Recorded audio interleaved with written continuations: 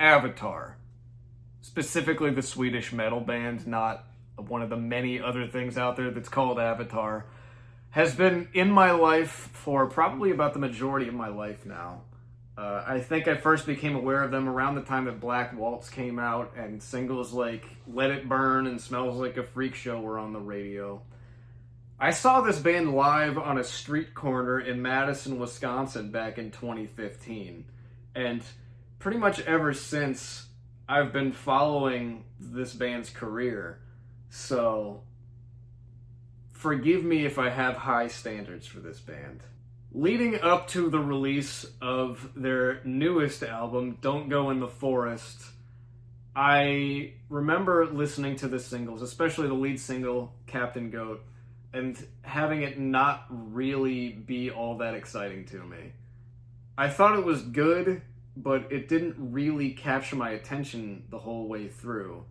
The other lead singles for the album, like In the Airwaves and Tonight We Must Be Warriors, were good solid songs that I enjoyed listening to, but I was still a little bit worried about this album before it came out.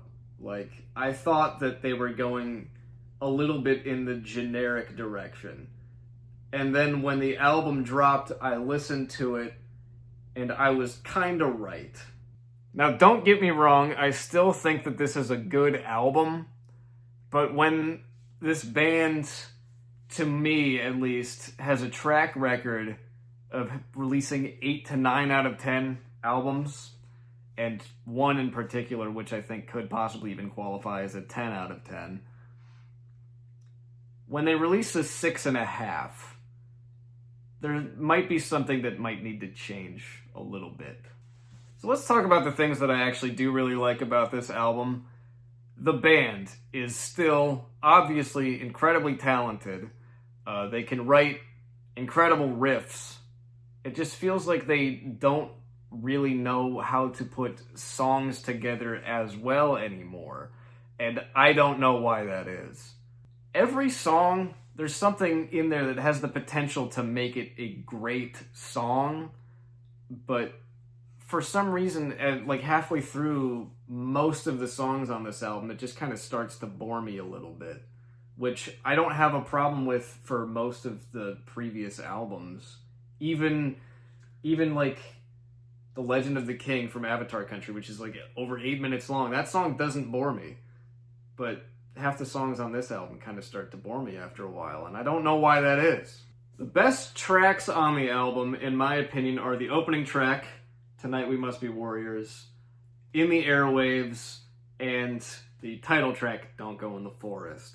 Tonight We Must Be Warriors is a pretty cool intro song. It's got some of the vibes of maybe some of the songs on Feathers and Flesh. It doesn't feel the same, but it's pleasant. I like it. In the Airwaves is a great heavy track. It brings the energy up quite a bit. But the weird thing about this song is, and this is really my only complaint about this song, the chorus, it's good, but it feels like it should belong in a different song. Like, the verses and the chorus just don't really go together all that well. But otherwise, I enjoy it while it's on, and I don't really have any complaints about it. Captain Goat was kind of, I think it wasn't the best choice for a lead single.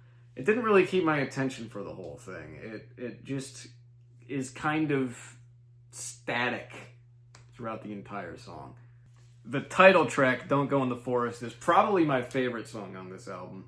And I think this is the only time that I know of, at least off the top of my head, that you hear Henrik's bass completely by itself. Not just like the bass solo part in Child or the drum and bass intro in Murderer. No, you actually hear it completely by itself, and I'm a big fan of that.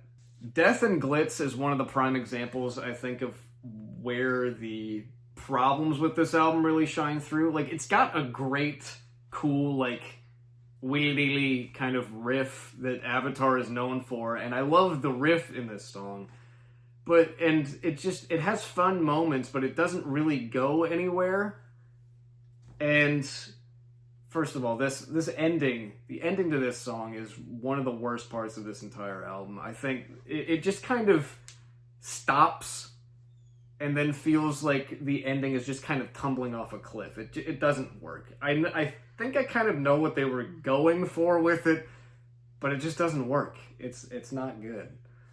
And then just getting into the second half of the album, the half that doesn't have any singles from it, I understand why, because most of these songs, they're good songs, but they don't really capture my attention for that long, and I don't really remember them very well.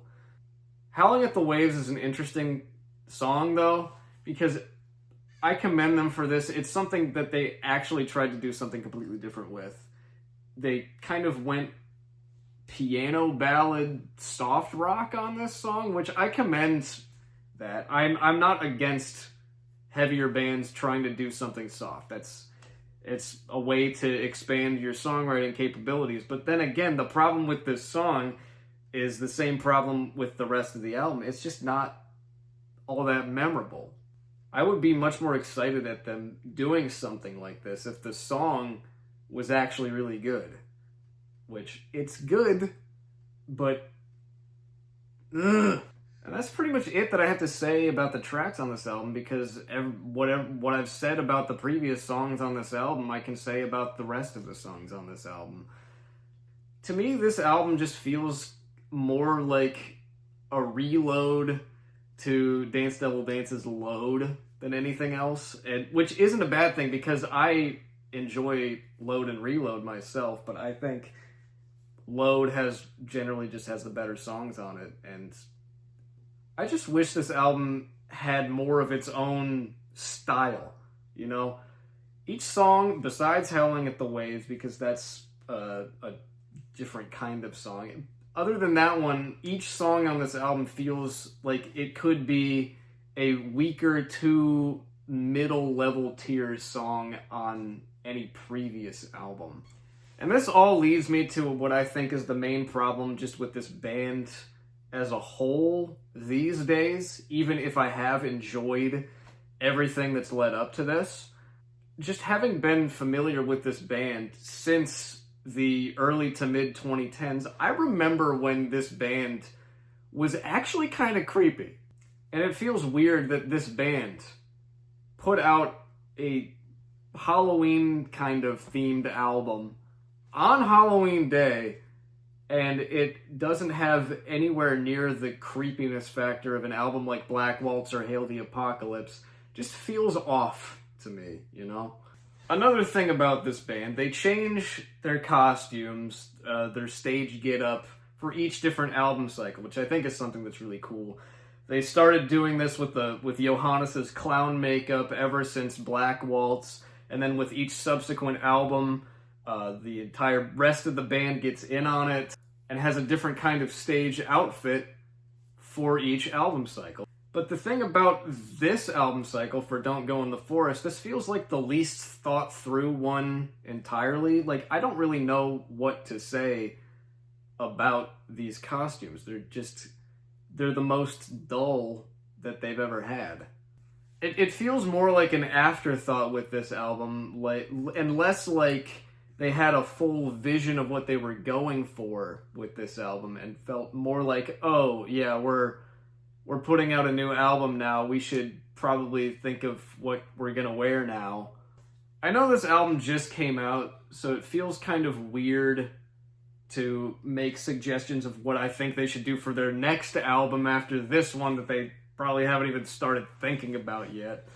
But maybe they could do some kind of back to basics kind of thing, bring the creepiness back up, go full on creepy circus aesthetic again like they did with Black Waltz, but get the rest of the band in on it this time. Maybe each different band member could have a different costume for like a different member of the circus. I mean, they haven't had different costumes for Jonas, Tim, Henrik, and John since Hail the Apocalypse. That's the last time that they actually wore different costumes from each other.